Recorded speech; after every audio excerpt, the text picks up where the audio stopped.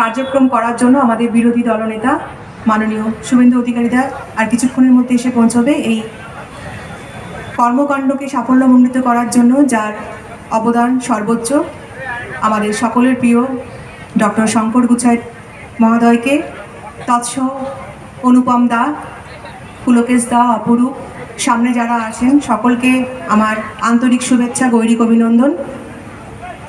আমরা এখানে একত্রিত হয়েছি একটি মহৎ কার্যকে বাস্তবায়িত করার জন্য। তার আগে আমাদের একটা উদ্বোধনী সঙ্গীত আমরা শুরু করব।